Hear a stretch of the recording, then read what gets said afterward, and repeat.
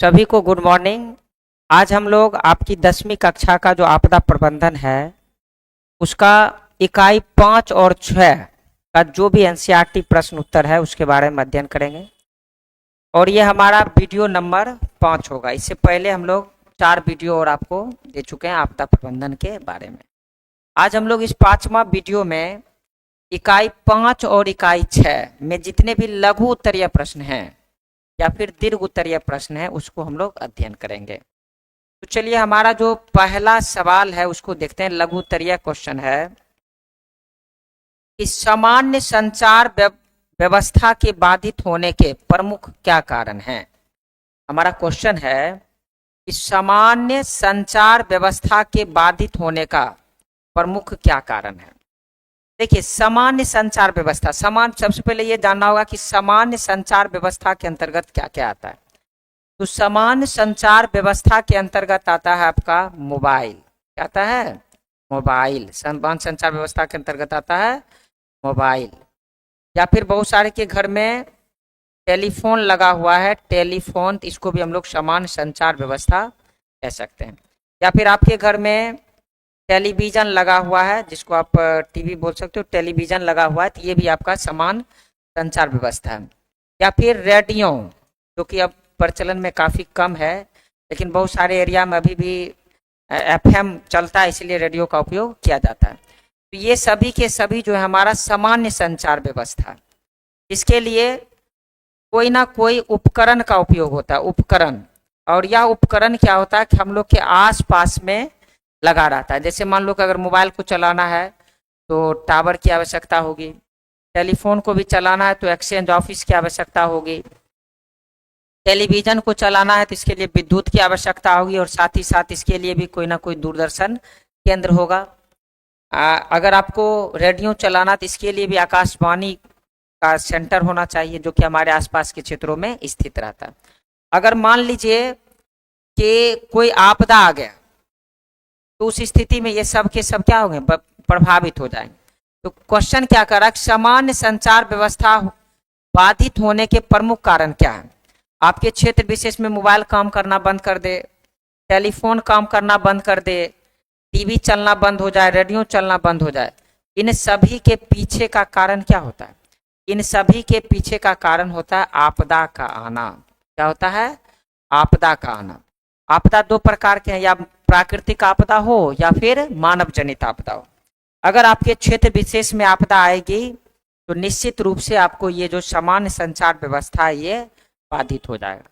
तो सीधे सीधे इसका आंसर हो जाएगा कि सामान्य संचार व्यवस्था के अंतर्गत mobile phone, telephone, TV, radio इत्यादि आते हैं, जो कि किसी न किसी समय पे क्या होता है कि आपके स्थानीय क्षेत्रों से जुड़ा रहता है। अगर आपको इस स्थानीय क्षेत्र में भूकंप आ जाए, बाढ़ आ जाए, सुनामी आ जाए या बम विस्फोट हो जाए, इस कारण से क्या होता है कि ये सभी जो उपकरण है ये काम करना बंद कर देता है। ये सब के सब उपकरण क्या है? काम करना बंद कर देता है। सब के सब उपकरण जो है काम करना बंद कर देता है। और ये किसके कारण होता है? तो आपदा के कारण होता है। इसका आंसर क्या हो जाएगा? इस सामान्य संचार व्यवस्था के बाधित होने का जो सबसे प्रमुख कारण है वो क्या है? आपदा है। चलिए हम लोग देखते हैं दूसरा सवाल, क्वेश्चन नंबर 2। अब कह रहा कि प्राकृतिक आपदा में उपयोग होने वाले, प्राकृतिक आपदा में उपयोग होने वाले। अब प्राकृतिक आपदा का मतलब भी आप समझते हैं। जैसे मान लो कहीं भूकंप आ गया, कहीं सुनामी आ गई, कहीं हिमस्खलन हो गया, कहीं भूस्खलन हो गया, कहीं बादल का फट गया, ये सभी के सभी क्या है? प्राकृतिक आपदा है। अब मैंने इससे पहले ही आपको बताया कि प्राकृतिक आपदा के समय हमारा जो सामान्य संचार व्यवस्था होता है, हमारा जो सामान्य संचार व्यवस्था होता है, हमारा जो सामान्य संचार व्यवस्था होता है ये बाधित हो जाती है। अब सामान्य संचार व्यवस्था में कौन कौन आ रहा है? रेडियो हो गया, मोबाइल फोन हो गया, टेलीफोन हो गया, टेलीविजन हो गया, ये सब उस समय काम करना बंद कर देगा, क्योंकि ये सब का जो कनेक्टिविटी है ये कहीं ना कहीं डिस्टर्ब हो जाएगी। तो आखिर अब इस समय काम कौन करेगा? यही क्वेश्चन पूछ रहा है कि प्राकृतिक आपदा में उपयोग होने वाले किसी एक वैकल्पिक संचार माध्यम की चर्चा करिए। इस समय काम करेगा आपको हैम रेडियो। याद रखिएगा क्या काम करेगा? हैम रेडियो, इस समय क्या काम करेगा, हैम रेडियो।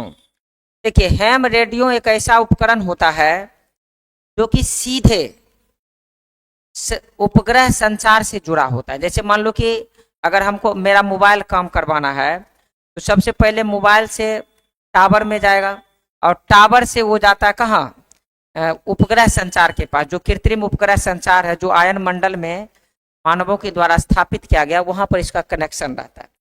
लेकिन जो हैम रेडियो होता है इसमें नेटवर्क की आवश्यकता नहीं होती है। हैम रेडियो सीधे मानव के द्वारा बनाए गए जो कृत्रिम उपग्रह है, कृत्रिम उपग्रह मतलब जो आयन मंडल में मानव के द्वारा लगाया गया है, वहां से ये डायरेक्ट कनेक्ट रहता है। और आपदा में चाहे लोग नेटवर्क चला जाए या बिजली कट जाए, इससे इसको कोई लेना देना नहीं है, ये डायरेक्ट उस समय भी काम करता है। और निश्चित रूप से जितने भी बड़े बड़े आपदा आते हैं उस समय अगर वैकल्पिक संचार माध्यम के रूप में अगर किसी को देखा जाता है, वो हमारा क्या है, हैम रेडियो है। वो हमारा क्या है, हैम रेडियो। फिर से समझिए, जैसे मान लीजिए कि किसी क्षेत्र विशेष में सुनामी आ गई, अब सभी चीज बर्बाद हो गए। अब सुनामी के बाद अगर उस क्षेत्र में जाएगा तो मोबाइल काम नहीं करेगा, ना तो कोई ब्रॉडकास्टिंग हो पाएगी। उस स्थिति में क्या है कि निश्चित रूप से जो एनडीआरएफ की टीम होती है उसके पास में हैम रेडियो होता है। वो हैम रेडियो सीधे आर्टिफिशियल जो सैटेलाइट्स है उससे कनेक्ट रहता है और इस यहाँ वाला जो स्थिति है, आप जो घटना स्थल का जो परिदृश्य है, यह सीधे जो है क्या करता है कि आपदा प्रबंधन कार्यालय को भेज देती है। तो अतः हम कह सकते हैं कि प्राकृतिक आपदा के समय उपयोग होने वाला जो वैकल्पिक संचार माध्यम है वो है हैम रेडियो।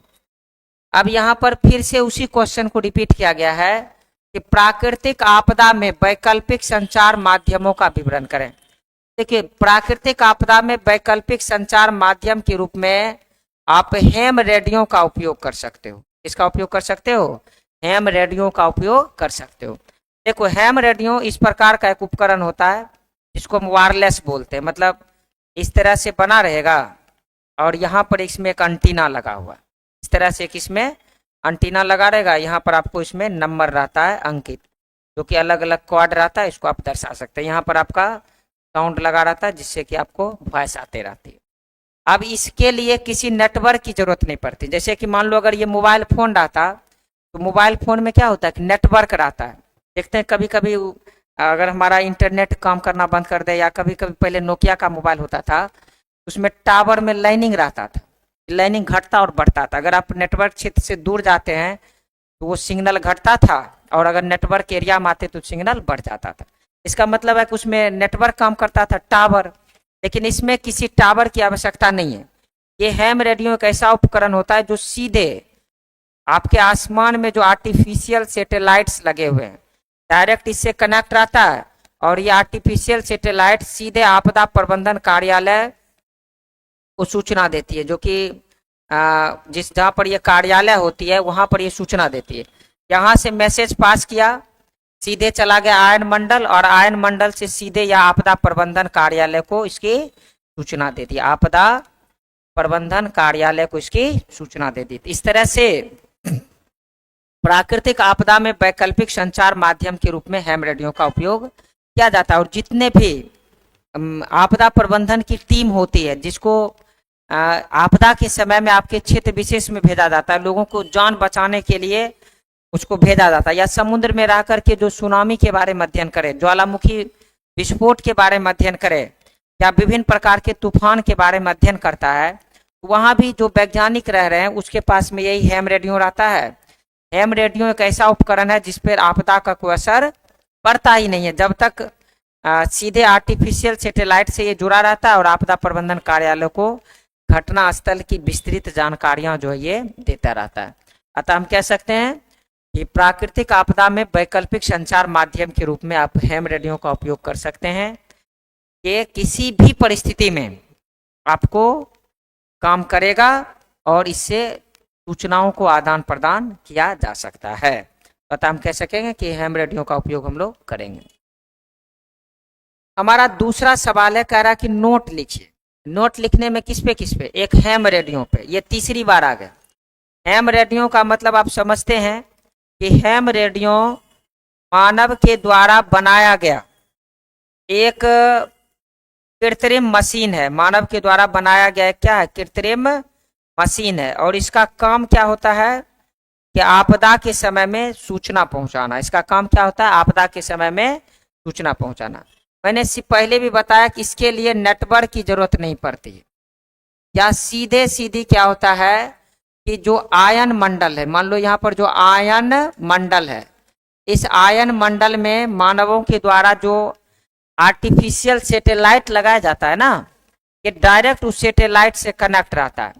और ये इस यहाँ की जो सूचना है, जो घटनास्थल की जो सूचना है, इसकी जानकारी जो है ना नेशनल डिजास्टर मैनेजमेंट को कार्यालय तक पहुंचा देती है। इसकी सूचना वह नेशनल डिजास्टर मैनेजमेंट को क्या करती है, कार्यालय तक पहुंचा देती है।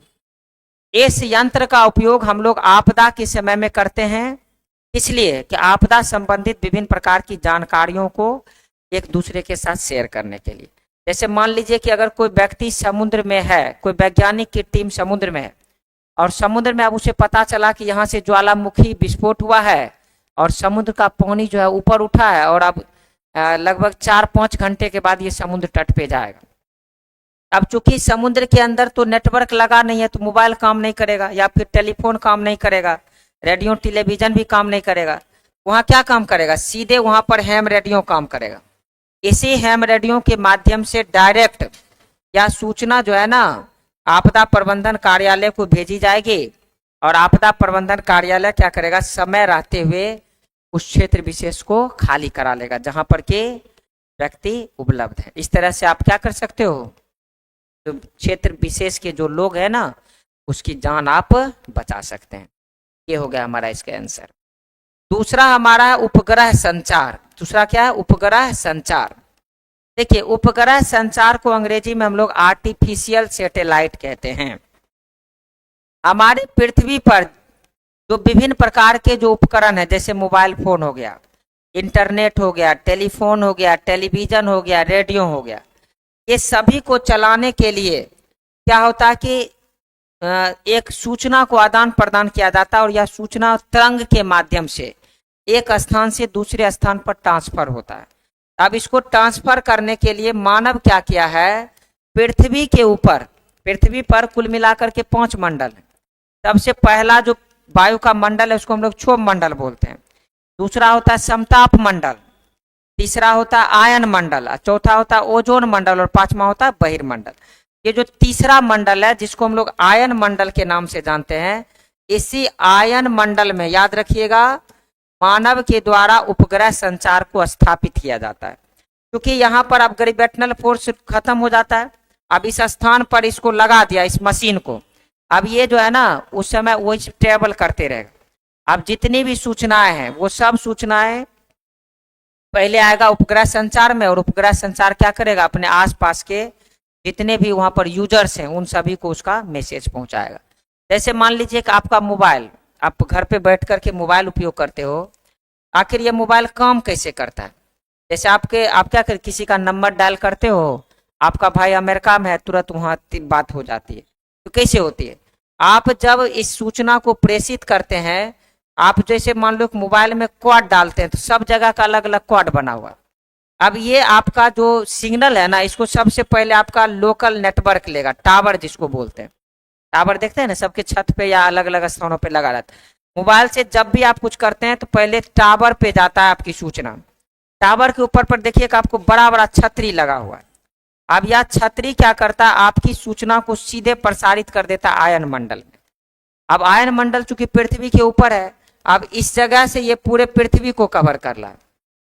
जैसे आपने भारत से कॉल लगाया अमेरिका, तब ये जो उपग्रह संचार है ना, फिर अमेरिका वाले नेटवर्क को ढूंढ लेगा, क्योंकि आपने क्या किया कि अमेरिका का कोड लगाया, तब अमेरिका वाले नेटवर्क को ये ढूंढेगा। अब अमेरिका का नेटवर्क आपके सिग्नल को कैच कर लेगा, और फिर से यहाँ वाला जो नेटवर्क है ना, आप अमेरिका में जिस व्यक्ति के मोबाइल पर फोन लगाए ना, उसमें आपको इसका घंटी होना शुरू हो जाएगा। और इस तरह से आप यहाँ जो भी बात करेंगे वो सीधे सीधे ट्रैवल करके अमेरिका तक पहुंच जाएगी, और अमेरिका वाला जो बात है वो सीधे ट्रैवल करके भारत में पहुंच जाएगी। ये जो मशीन है जो ओजोन मंडल में लगाया गया, इसी को हम लोग उपग्रह संचार के नाम से जानते हैं।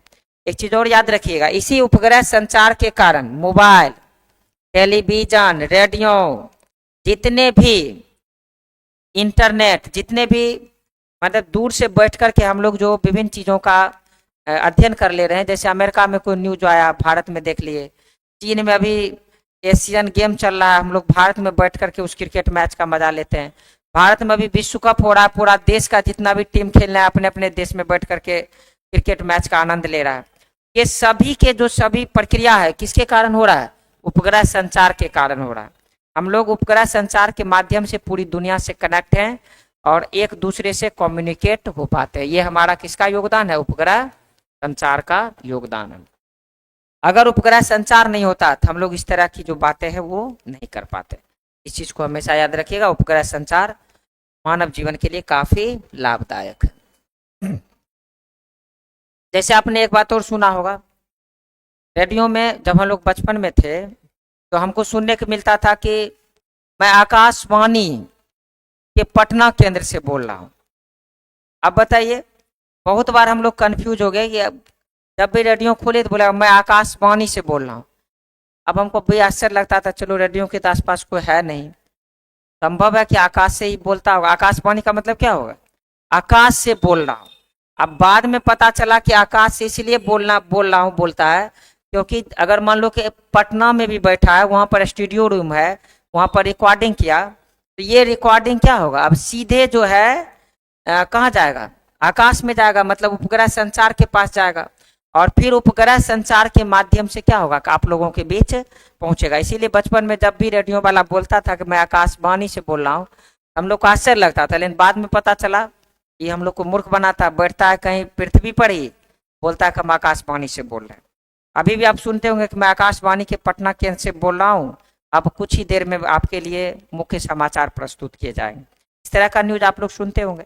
तो बाद में पता चला ये आकाशवाणी कुछ नहीं है, यहीं पर बोलता है, लेकिन एक बार आकाश तक इस वॉइस को पहुंचाया जाता है, उसके बाद आपके तक पहुंचता है। इसीलिए आकाशवाणी बोलता है, मैं आकाशवाणी के फलाना केंद्र से बोल रहा हूँ। जैसे मैं अभी ऑनलाइन क्लास ले रहा हूँ, अब इसको फिर से अगर लाइव स्ट्रीमिंग कर दें और बहुत सारे बच्चे जो अपने घर पे मान लो बैठ करके इसको देख रहे होंगे, तो कैसे देख रहे होंगे? जैसे मैंने यहाँ पर पढ़ा रहा हूँ, हमारा जो पिक्चर है, हमारी जो वॉइस है वो कैमरा रिकॉर्ड कर रही है। कैमरा रिकॉर्ड करने के बाद इसको कंप्यूटर में रिकॉर्ड किया जाता है और कंप्यूटर के बाद इसको डायरेक्ट जो है ना लाइव स्ट्रीमिंग कर दिया जाता है। अब लाइव स्ट्रीमिंग करने के लिए हमें इंटरनेट चाहिए और ये इंटरनेट कहाँ से आता है? ये इंटरनेट आपको इसी उपग्रह संचार के माध्यम से अवेलेबल हो पाता है। और यहाँ मान लो अभी यहाँ मैंने पढ़ा दिया, इसको इंटरनेट पे डाल दिया। अब ये आयन मंडल का ही प्रभाव है या उपग्रह संचार का ही प्रभाव कि घूम फिर करके ये चीज आपके पास पहुंच जाती है। तो समझ जाइए उपग्रह संचार की कितनी भूमिका है। चलिए अब हमारा अंतिम एक्सरसाइज है जिसका नाम है इकाई 6। देखिए इकाई 6 में हम लोग अध्ययन करेंगे, कह रहा कि भूकंप के प्रभाव को कम करने का 4 उपाय बताइए। अब मान लीजिए कि भूकंप कहीं पर आ रहा है तो उसके प्रभाव को हमको कम करना है, इसके लिए हमको 4 उपाय बताना है। क्या क्या उपाय कर सकते हैं? भूकंप के प्रभाव को कम करने का जो सबसे पहला उपाय है कि जब भी आप मकान बनाएं तो पहला काम करें कि इंजीनियर की सलाह लें। पहला काम क्या करें? इंजीनियर की सलाह लें। समझ रहे हो ना? भूकंप के प्रभाव को कम करने का 4 उपाय पूछ रहा है। पहला उपाय क्या होगा? आप जब भी मकान बनाएं तो सबसे पहले क्या करें? इंजीनियर की सलाह लें। दूसरा काम करें कि आप भूकंप रोधी मकान बनाएं। भूकंप रोधी मकान बनाएं। दूसरा काम क्या करें? आप भूकंप रोधी मकान बनाएं। भूकंप रोधी का मतलब क्या होता है? ये खास टेक्नोलॉजी से मकान बनाई जाती है। जैसे आजकल बड़े बड़े जितने भी बिल्डिंग्स देख रहे होंगे या बड़े बड़े जो सरकारी मकान बन रहे हैं, हॉस्पिटल्स बन रहे हैं, स्कूल कॉलेज अस्पताल बन रहे हैं, ये सब के सब क्या होते हैं? भूकंप रोधी होते हैं। तो याद रखिए कि मकान कैसा बनाना चाहिए? भूकंप रोधी मकान बनाना चाहिए। तो पहला काम क्या किया? आपने इंजीनियर की सलाह ले लिया। दूसरा काम आपने क्या किया? भूकंप रोधी मकान बना लिया। तीसरा काम, जब भी आप मकान बनाएं तो आप जिस क्षेत्र में मकान बना रहे हो ना, वहां के जमीन की जांच अवश्य कर ले। वहां के जमीन की जांच निश्चित रूप से कर लें। समझे? ऐसा ना हो कि आप जिस क्षेत्र में मकान बना रहे हैं वहां पहले से दलदली वाला क्षेत्र है और आपने मकान बनाया और मकान धंस गया। तो याद रखना कि जब भी आप मकान बनाइए तो मकान बनाने से पहले उस जमीन की जांच कर लीजिए। और चौथा काम करिए, मकान आप जब भी बनाइए तो वो वर्गाकार क्षेत्र में होना चाहिए। ध्यान रखिए, कैसा क्षेत्र में? वर्गाकार क्षेत्र। वर्गाकार क्षेत्र का मतलब होता है कि लंबाई चौड़ाई सब एक समान रहना चाहिए, ताकि जो बिल्डिंग आप लंबा चौड़ा खड़ा करोगे ना उसको मजबूती मिला रहे। तो ये 4 काम आप करके क्या कर सकते हो कि भूकंप के प्रभाव से बच सकते हो। अगर ये 4 काम नहीं करोगे तो भूकंप के समय में निश्चित रूप से खतरा जो है वो काफी अधिक होगी। क्या क्या आप कर सकते हैं, फिर से एक बार रिपीट कर रहा हूं। पहला काम करना है कि आप जब भी मकान बनाइए तो इंजीनियर की सलाह लें। दूसरा, जब भी मकान बनाइए भूकंप रोधी मकान बनाइए। तीसरा, जिस क्षेत्र में आप मकान बना रहे हैं वहां की मिट्टी की जांच निश्चित रूप से कर लेनी चाहिए। और चौथा, जब भी मकान बनाइए तो आप वर्गाकार क्षेत्र में बनाइए ताकि मकान की मजबूती जो है वो बना रहे। समझे? अब अगला क्वेश्चन है आपके पास कि सुनामी संभावित क्षेत्रों में गृह निर्माण पर अपना सुझाव दें। देखिए, वैसे तो पहली बात कि सुनामी प्रभावित क्षेत्रों में थोड़ा सा समुद्र से दूर ही मकान बनाइए। और यहाँ पर अगर सुनामी आ गई ना जबरदस्त तरीके से तो बचाव के कोई तरीके होंगे ही नहीं। लेकिन कुछ तो उपाय किया जा सकता है ताकि सुनामी के प्रभाव को कम किया जा सकता है। तो यही इसी प्रयास को लिखना है।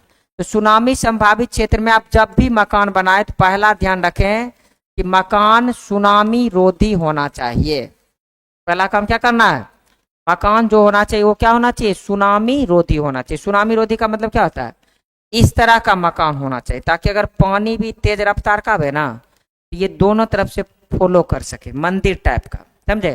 तो सुनामी रोधी मकान बनाना चाहिए। दूसरा, जब भी आप मकान बनाएं तो कोशिश करें कि समुद्र तट से दूर मकान होनी चाहिए। समुद्र तट से दूर मकान होनी चाहिए। क्या करना है कि जब भी आप सुनामी प्रभावित क्षेत्र में अपना मकान बना रहे हैं तो कोशिश करिए कि आपका जो मकान है ना ये समुद्र तट से दूर होना चाहिए। ये मकान कहाँ होना चाहिए, समुद्र तट से दूर होना चाहिए। समुद्र तट से अगर दूर रहेगा तो निश्चित रूप से आप लोग मकान में क्या कर सकते हो कि जब सुनामी आएगा ना उसके प्रभाव से आप बच सकते हो। आपका मकान जहाँ है ना उसके कुछ क्षेत्रों में आप निश्चित रूप से कटीली झाड़ी लगाएं। क्या लगाएं, कटीली झाड़ी लगाएं। यानी जैसे मान लो कि अगर मकान बनाया समुद्र से 1 किलोमीटर हट के, तो आप समुद्र के तट से लेकर अपने मकान तक के बीच में आप निश्चित रूप से कटीली झाड़ी लगाएं। समझे? ताकि जब भी सुनामी आवे तो उसका जो प्रवाह है, पानी का जो तेज रफ्तार है, उस कटीली झाड़ी में थोड़ा सा फंस जाए और उसकी गति जो है कम हो सके। और चौथा, आपको हो सके तो समुद्र के किनारे मोटी दीवार का निर्माण करें। समुद्र के किनारे आपको क्या करना है, मोटी दीवार का निर्माण करना। अगर समुद्र के किनारे मोटी दीवार का आप निर्माण कर देते हो तो निश्चित रूप से समुद्र का जो लहर है अगर वो समुद्र से बाहर भी आएगा ना तो आपके घर तक आते आते उसकी रफ्तार जो है वो काफी कम हो जाएगी। ये 4 प्रयास कर सकते हो आप सुनामी संभावित क्षेत्रों में अपना मकान बनाने से पहले। क्या क्या कर सकते हो, पहला, जब भी मकान बनाए सुनामी रोधी बनाए। दूसरा काम, मकान जो है निश्चित रूप से समुद्र तट से दूर बनाए। तीसरा, कि अपने मकान और समुद्र तट के बीच में निश्चित रूप से कटीली झाड़ियां उगाए।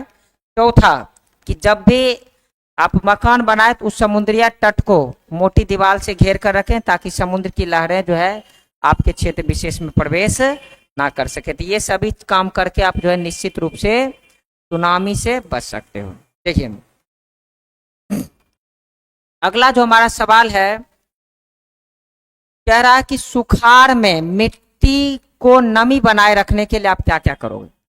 जैसे मान लो कि सुखाड़ आ गया तो उसमें मिट्टी को नमी बनाए रखने के लिए आपको क्या करोगे।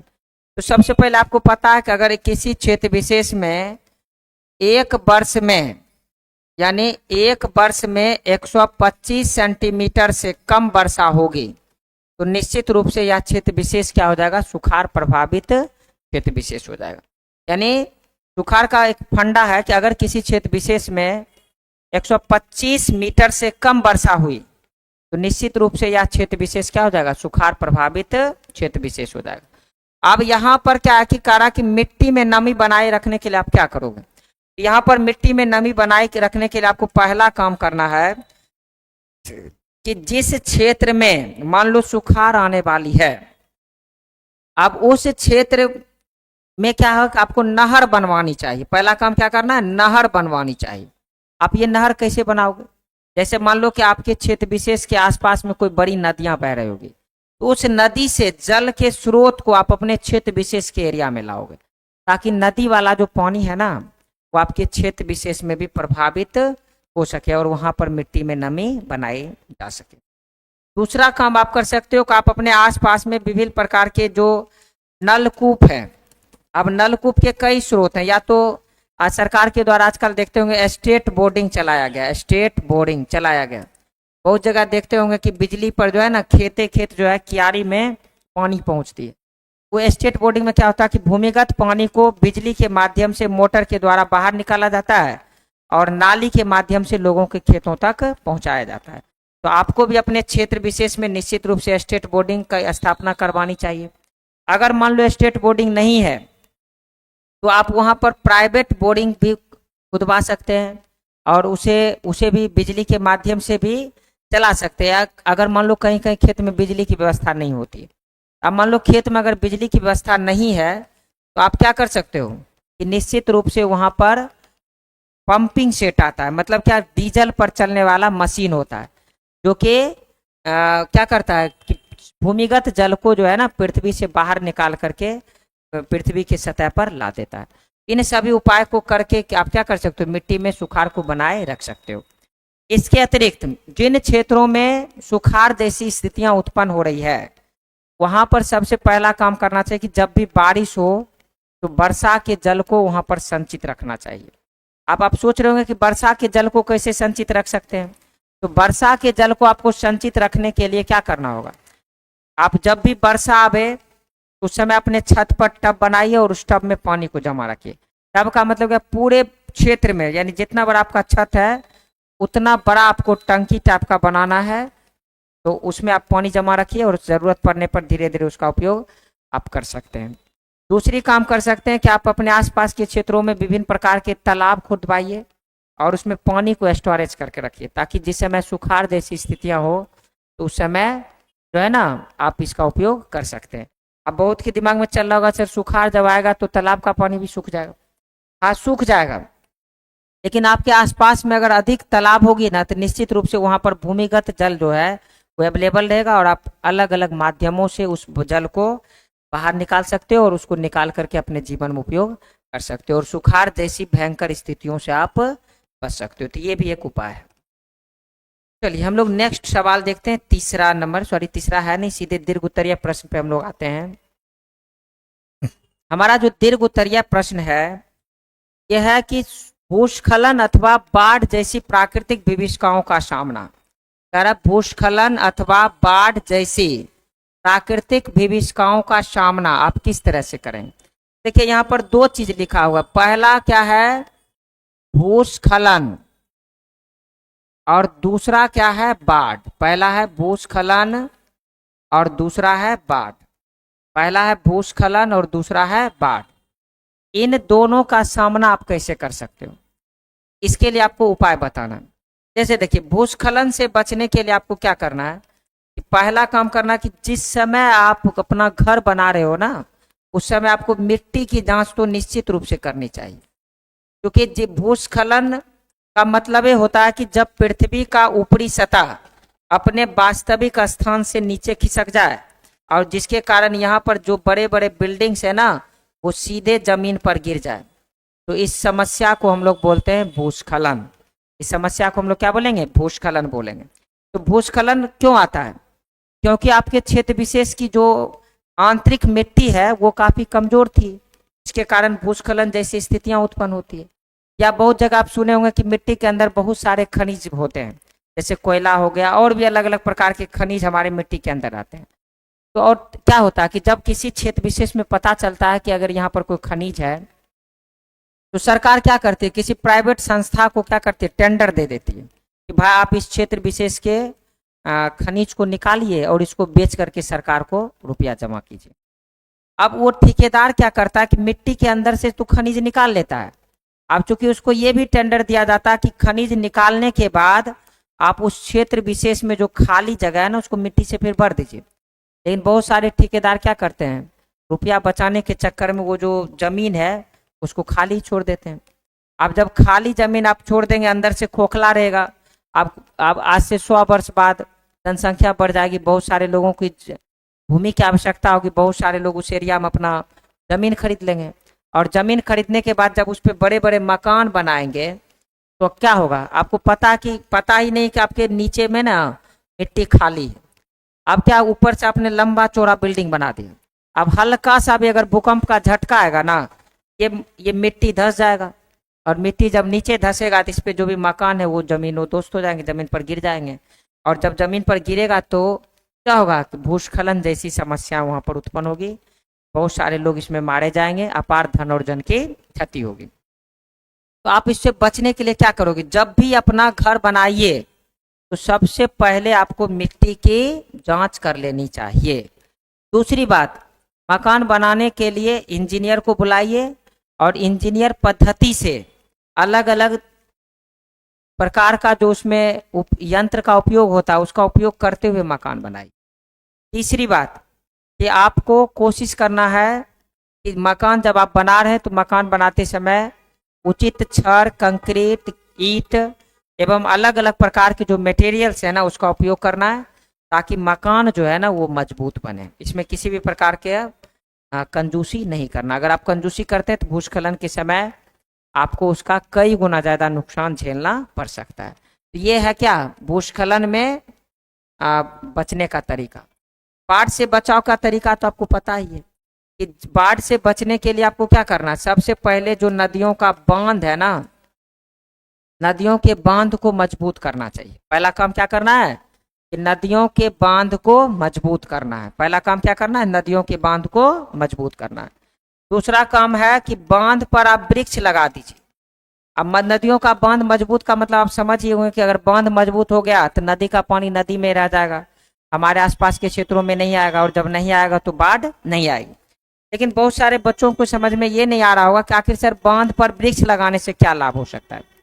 देखिए, जब हम लोग बांध पर वृक्ष लगाएंगे तो इसका लाभ ये होता है कि बांध की को मजबूती मिलती है। अगर मान लो बांध पर वृक्ष लगा रहेगा ना, तो जो वृक्ष के जड़ है ना वह मिट्टी को जकड़ के रखता है, जिसके कारण अगर काफी तेज रफ्तार से भी पानी बहा होगा ना तो बांध की मजबूती बनी रहेगी और बांध टूटने का खतरा कम हो जाएगा। इसीलिए क्या करना, वृक्ष भी लगाना है। तीसरा, नदियों का जो मुख्य स्रोत है, याद रखिएगा, नदियों का जो मुख्य स्रोत है इसको साफ रखेंगे। नदियों का मुख्य स्रोत का मतलब क्या हो गया, जो मेन धारा है। अब उसमें क्या होता है कि लंबे समय तक जब नदियां बहती है, जैसे मान लो यहाँ पर बांध है, इधर भी बांध है और बीच से नदी बह रही, अब लगातार जब पानी बहते रहता है ना तो इस बीच में क्या होता है, बालू जमा हो जाता है। नदियों का जो मुख्य स्रोत है उसमें बालू जमा हो जाता है। अब जब नदियों के मुख्य स्रोत में बालू जमा हो जाता है तो धीरे धीरे वो टीला बन जाता है, और टीला बनने के कारण उस क्षेत्र विशेष में टापू बन जाता है।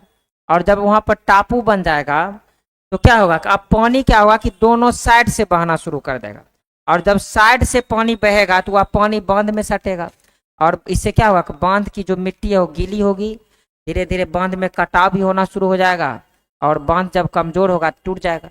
इसलिए ध्यान रखना है कि नदियों का जो मुख्य स्रोत है उसको हमेशा साफ रखना है। और चौथा और सबसे प्रमुख कारण कि बाढ़ आने का कारण है हमारा वातावरण का गर्म होना। आपको ध्यान रखना कि अपने क्षेत्र विशेष में अधिक से अधिक संख्या में आपको क्या है, वृक्ष लगाने चाहिए। याद रखिए, बाढ़ से बचने के लिए आपको क्या करना, अपने क्षेत्र विशेष में अधिक से अधिक संख्या में क्या करना है, वृक्ष लगाना है। तो यहाँ पर क्या था, भूस्खलन और बाढ़। भूस्खलन का मतलब हुआ कि मिट्टी का एकाएक धंस जाना और वहां पर स्थित जितने भी बड़े बड़े मकान है उसका गिर जाना, लोगों को अपार धन और जन के क्षति होना भूस्खलन है। इससे बचने के लिए हमको मिट्टी की जांच करना है घर बनाने से पहले, और साथ ही साथ इंजीनियर के तौर तरीके से घर बनाना है, और घर बनाते समय आपको मजबूती का निश्चित रूप से ध्यान रखना है।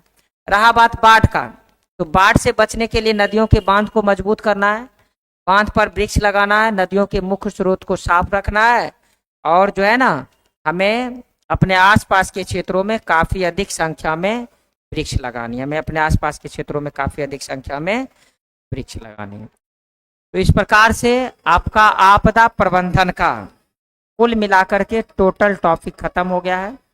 आपको याद रखना है कि कुल मिलाकर के हम आपको 5 वीडियो दिए हैं आपदा प्रबंधन से संबंधित, जिसमें से कि पहला जो 2 वीडियो था वो आपदा प्रबंधन के थ्योरी के लिए है, और लास्ट वाला जो 3 वीडियो है ना, उसमें पहला वीडियो में जो लास्ट वाला 3 वीडियो है, यानी डे 3 जो वीडियो होगा उसमें आपका इकाई 1 और 2 होगा। डे 4 का जो वीडियो होगा उसमें आपको 3 और 4 होगा, और डे 5 का जो आज का वीडियो है इसमें आपको 5 और 6 का एनसीईआरटी का प्रश्न उत्तर होगा। उम्मीद करेंगे कि आप इसको अच्छी तरह से पढ़ें। इसके बावजूद भी अगर आपको कोई भी टॉपिक में गलती हो या समस्याएं दिखे, लगे कि हम समझ नहीं पा रहे हैं, तो निश्चित रूप से उस टॉपिक को आप कमेंट बॉक्स में लिखें। हम जल्द से जल्द उस स्पेशल टॉपिक के साथ आपको वीडियो बनाकर के अपलोड करेंगे। तब तक के लिए आप अपना विशेष रूप से ख्याल रखिए। हम मिलते हैं अगले वीडियो में। जय हिंद।